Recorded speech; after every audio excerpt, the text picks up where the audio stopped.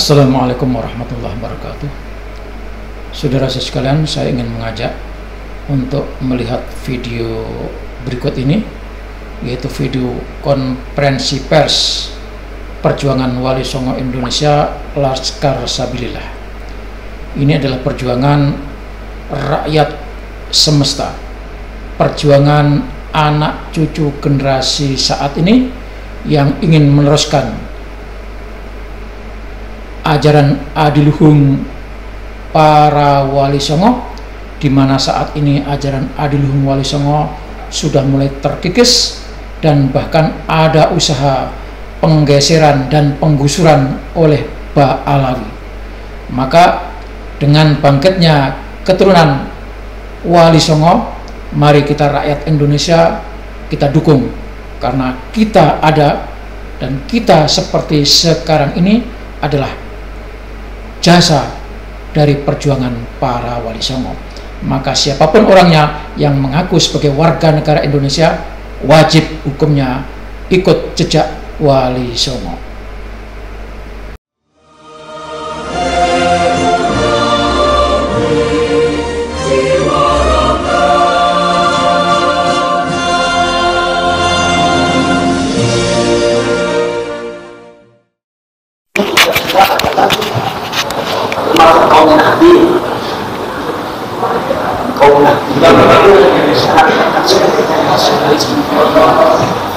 Ketika kemudian ada beberapa aksi-aksi yang kadang-kadang berbenturan dengan nasionalisme, berbenturan dengan kesepakatan yang disebut dengan muahadah nasional, kesepakatan nasional, Pancasila, Bhinneka Tunggal Ika, keanekaragaman, kebersamaan hidup di Indonesia. Ini sudah mulai ada yang mengusik dari beberapa oknum-oknum separatis dan juga beberapa oknum-oknum klan semacam klan Alawi yang memiliki organisasi-organisasi yang kadang-kadang juga cukup ekstrim juga, yang kami semua sangat mengkhawatirkan sekali akan itu semua. Awal daripada kehancuran daripada bangsa ini akibat doktrin-doktrin yang tidak benar yang dilakukan oleh mereka, yang sebetulnya kami ini hanya menampilkan image organisasi yang namanya Indonesia itu seperti itu. Jadi kita itu organisasi dari kalangan aktivis yang bergerak untuk secara lebih tegas lagi, lebih berani lagi untuk menampilkan keindonesiaan dan keislaman Indonesia, keislaman Nusantara, sehingga rakyat itu mengerti bahwa Indonesia itu punya corak tersendiri tentang masalah Islam, dari segi pemahamannya, dari segi dakwanya, adab dan akhlak tingkah lakunya, termasuk dari segi penerapannya dan dari segi cara-caranya. Maka dari itu ada beberapa cara-cara yang telah dilakukan oleh para ulama di dalam menerapkan dakwah Islamiyah dan dalam kehidupan berbangsa dan bernegara, sehingga muncullah apa yang disebut dengan demokrasi Pancasila. Artinya kita bukan demokrasi liberal. Di saat dunia itu belum ada satupun yang bisa menyatukan antara negara dan agama. Ada negara yang murni dijadikan agama, sehingga presiden dan kepala negaranya itu wakil daripada Tuhan. Ini pun juga Indonesia bukan. Ada juga negara yang sama sekali tidak mengkaitkan agama, liberal sama sekali. Agama urusan berbeda, urusan lain, bukan urusan negara. Jadi ketika negara itu negara, hanya satu negara tidak tanpa agama, atau lagi ada agama ya yang punya negara, agama yang memiliki negara, atau negaranya beragama, sehingga seluruh kepemimpinan dalam negara itu dianggap sebagai wakil daripada Tuhan, representasinya ke Tuhan. Ini juga sangat berbahaya. Maka dari itu, sehingga itu pada waktu zaman dulu itu tidak ada yang bisa memajukan keduanya. Maka di sini Indonesia ini memajukan antara negara dan agama tidak berbenturan, maka muncullah apa yang disebut demokrasi Pancasila, Bhinneka Tunggal Ika dengan dasarnya Undang-Undang 45. Inilah yang kita bawa oleh PBI, yang kita sodorkan kepada masyarakat, bahwa ini yang dibawa oleh orang tua kita, ini yang dibawa oleh leluhur kita, Islam seperti inilah, gaya agama seperti inilah, kehidupan Indonesia seperti inilah, demokrasi seperti inilah yang telah diterapkan oleh para leluhur kita bangsa Indonesia. Sehingga diharapkan bangsa Indonesia ini, rakyat Indonesia ini mengerti akan keadaan, mengerti akan siapa dirinya dan siapa leluhurnya, apa yang telah dibawa oleh leluhurnya, apa yang telah diajarkan oleh leluhurnya. Jangan sampai kemudian mereka mengambil adopsi ajaran-ajaran baru yang belum tentu lebih baik daripada apa yang telah telah diajarkan oleh orang tua kita. Sementara ajaran-ajaran yang diterapkan oleh orang tua kita dan leluhur kita itu sudah teruji bertahun-tahun, bahkan berpuluh-puluh tahun. Teruji keabsahannya, teruji kesaktiannya, teruji juga kebaikannya, keselarasannya, sangat luar biasa. Nah, ini kadang-kadang kita menyadarkan rakyat Indonesia, maka harus terlembaga dalam satu organisasi, maka muncullah organisasi Perjuangan Wali Songo Indonesia. Memang sebetulnya di NU juga ada seperti itu. Dari praktek strukturalnya mungkin dianggap oleh beberapa kaum Nahdliyin itu kurang begitu tajam di dalam aplikasinya, kurang begitu mewarnai keindonesiaannya, kurang begitu mewarnai, warnanya kurang begitu tegas. Maka di sini kami PWI itu menegaskan seperti masalah perjuangan Wali Songo, kewali songoannya, masalah yang berkaitan dengan klan Bang Alwi, kita tegas bahwasanya kita menolak Bang Alwi karena Bang Alwi nasabnya sudah dinyatakan terputus dan secara saintifik itu sudah tidak bisa disambungkan dengan Rasulullah karena genetikanya beda. Ini harus tegas kita. Mungkin di Nahdlatul Ulama masih belum begitu tegas. Maka kaum Nahdliyin yang tegas inilah maka kumpul dalam perjuangan Wali Songo Indonesia dan Laskar Sabilillah. Kami tidak keluar dari konsep ke-NU karena kami semuanya orang-orang NU. Jadi jangan sampai dibenturkan dengan ke-NU. Kami adalah orang NU. Dan PWI ini dan Laskar Sabilillah ini digagas oleh semua zuriat dan anak cucunya Wali Songo.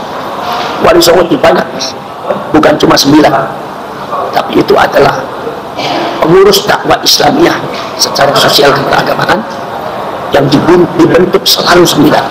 Kalau meninggal satu kan bilang. Jadi dari kurun waktu ke waktu itu ada penggantian, selalu 9.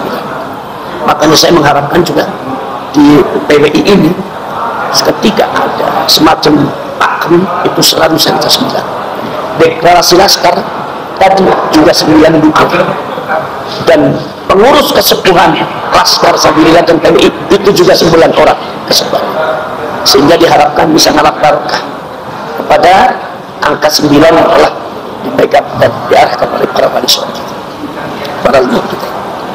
Ya, ada 38 provinsi di Indonesia. Ini PWI ini baru berdiri. Mungkin Pak Yai bisa menyampaikan secara spesifik berdirinya kapan, terus sudah ada di berapa kota, kabupaten dan juga provinsi. Kalau PWI ini berdiri tanggal 29 Agustus. 29 Agustus. Kongresnya 12 November. Kongresnya 12 November tahun 2023. Tahun 2023. Jadi baru berkisar berapa bulan? 2 bulan. 2 bulan. 4 bulan. Tapi alhamdulillah sekarang sudah berdiri di Lampung, di Kepulauan Riau, ya, di Batam sudah ada. Ada 6 provinsi dan kurang lebih 16 kabupaten kota. Nah, kemudian juga di Jawa Timur juga ada. Sekarang kemudian di Jawa Tengah juga sudah ada, di Jawa Barat juga sudah. Dari kita semakin hari semakin merangkak, bahkan semakin cepat, bahkan sangat besar sekali. Sambutan daripada rakyat Indonesia sangat luar biasa, karena saya yakin rakyat Indonesia membutuhkan PWI, membutuhkan pergerakan di dalam membela bangsa dan membela rakyat dan membela kiai-kiai pribumi, kiai Nusantara, dan membela sejarah, membela sejarah bangsa dan membela harga diri bangsa, jangan sampai diinjak oleh siapapun. Dan rakyat Indonesia saya kira semuanya membutuhkan, maka mereka bangsa. Dan semakin hari saya semakin mendengar satu perkembangan yang sangat luar biasa. Di antaranya adalah kesadaran masyarakat yang sangat luar biasa dengan mendukung PWI, khususnya dalam masalah pembatalan nasab Bang Alwi. Ini sangat luar biasa. Semakin hari disodorkan keilmuannya dengan argumentasi yang kuat, semakin hari semakin sadar dan semakin sadar, sehingga mereka kembali kepada bumi pertiwi, kembali kepada Islam rahmatan lil alamin, yang NU kembali kepada NU. Alhamdulillah, ini adalah perjuangan kami. Pak Yai, sebagai pimpinan nasional, sebagai ketua umum tadi Bapak menyampaikan bahwa kaum Nahdliyin, tapi tentunya dengan cara yang lebih berani. Kami santun ya Pak ya. Nah, sebagai Ketua Umum, apa arahan-arahan yang Pak Nyai sampaikan sehingga yang Bapak tadi sampaikan bahwa ini kaum Nahdliyin yang lebih berani, biar yang di bawah ini mampu menerjemahkan apa yang Pak Nyai sampaikan? Iya, jadi yang maksud saya yang lebih berani di sini adalah bukan berani secara separatis atau secara yang tidak terkoordinir, tapi tetap ada arahan-arahannya. Tapi berani menegaskan sebuah prinsip kebangsaan dan prinsip keahlussunnah wal jamaah di dalam rakyat Indonesia. Bahwa beginilah rakyat Indonesia, bahwa beginilah kita, beginilah NU, beginilah ahlussunnah wal jamaah, beginilah bangsa Indonesia. Jadi bukan dengan cara, mohon maaf, dengan organisasi-organisasi yang lainnya kan ada ekstrim. Oh tidak, itu bukan kami. Tapi kita hanya berpegang teguh pada kebenaran. Ketika kebenaran sudah terbuka, ya kita harus tegas. Ini benar, ini salah. Tidak boleh ada kata-kata lain. Tidak boleh ada toleransi dalam masalah kebatilan, apalagi itu bisa merugikan rakyat, apalagi bisa merugikan bangsa. Itu jadi hitam dari hitam putihnya itu jelas. Itu yang dimasuk oleh saya lebih berani. Berani bukan berani apa? Berani mengemukakan dan melaksanakan sebuah kebenaran. Berpegang teguh sama kebenaran. Jadi tidak ada bergaining. Tidak ada bargaining dalam masalah kebenaran. Benar, salah, benar, batil. Jadi tidak boleh ada bargaining. Ini yang disebut sama saya di PWI adalah kasabila orang-orang yang beraninya di situ. Apakah menerima keanggotaan dari berbagai macam golongan ataukah hanya yang latar belakangnya NU saja? Sebetulnya gagasannya juga orang NU, tapi kita juga sebagai PWI adalah kasabila mungkin juga ada beberapa desa, ada beberapa daerah yang memasukkan beberapa itu dengan karakteristiknya masing-masing. Jadi masih terbuka juga apabila diperlukan. Jadi kita tidak terbatas hanya untuk NU. Jadi orang-orang yang peduli terhadap bangsa, walaupun bukan NU, tapi yang menggagas ini adalah orang-orang yang terakhir Pak Yai, saat ini banyak sekali ulama-ulama yang dalam dakwahnya mungkin ada mengarah ke radikalisme ya, bahkan menjelekkan sesama ulama. Nah ini sebagai PWI yang merupakan organisasi baru, sikapnya seperti apa ya? Ya kami tidak setuju, jelas kami tidak setuju terhadap cara-cara dakwah seperti itu. Tetapi ketika kami mengkritik dan menyadarkan masyarakat di dalam seumpama yang berkaitan dengan radikalisme, ya seseorang atau seumpama ekstremis yang dianggap oleh kami merusak, seperti contoh klan Bangli, kami untuk menyadarkan kepada masyarakat, sama sekali itu bukan tujuan untuk menjelekkan, tapi itu untuk menunjukkan data untuk menyadarkan masyarakat. Sebab tanpa disampaikan data, dikiranya kita ini ngarang, dikira ngarang. Maka dari itu kita tunjukkan datanya seperti ini. Itu sama sekali tidak bermaksud untuk menjelekkan, apalagi sampai membenci. Tetapi itu adalah data supaya masyarakat sadar. Kata kenapa? Karena betapa sulitnya menyadarkan masyarakat, supaya mereka sadar bahwa sampai ada di mana. Begini Indonesia itu bagaimana? Begini sikap kita, harusnya seperti ini. Sebagai bangsa harus seperti ini. Sebagai orang NU, kalau kita NU seperti ini. Sebagai kaum Nahdliyin seperti ini. Itu ketika dikemukakan beberapa seumpama unsur-unsur yang negatif dari beberapa klan atau seumpama orang-orang yang kadang-kadang tidak sesuai dengan pergerakan keindonesiaan, itu sama sekali bukan berarti kita menjelekkan. Jadi itu kalau di dalam ilmu usul hadis adalah al-jarh wa ta'dil, di dalam rangka memfilter riwayat-riwayat mana yang benar, mana yang tidak benar. Nah itu al-jarh wa ta'dil itu di dalam agama itu diperbolehkan. Bukan menjelekkan. Bahwa imam ini adalah kelemahannya ini, imam ini kelemahannya ini bukan menjelekkan, tapi untuk memilah-milah dan untuk memberitahu masyarakat bahwa hadis ini adalah lemah, hadis ini dhaif. Sebab tanpa memberitahu kelemahan rawinya, maka kita tidak bisa menghukumi itu dhaif atau tidak. Jangan-jangan ngarangnya orang, maka terus dikemukakan. Seperti halnya kita, bahwa seumpama kita kadang-kadang kita kadang-kadang memang sangat keras di dalam masalah melawan kelembagaan di dalam kebatilannya. Kenapa? Karena data-data seperti itu. Dan mereka sudah melakukan hal-hal yang sangat luar biasa di masyarakat. Hal-hal yang sangat luar biasa di bangsa ini. Sudah kalau istilahnya dalam Al-Quran, sudah tidak. Sudah sangat di luar batas. Dan di luar batas kewajarannya, doktrinnya, ya sikap dan mentalnya. Maka ini masyarakat harus disadarkan. Ketika disadarkan, ketika kita berbicara, misalkan fitnah, maka kita data, ini datanya. Dia berbicara seperti ini. Ini datanya, dia berbicara seperti ini. Ini datanya, dokternya mereka seperti ini. Dan ini sangat menyesatkan.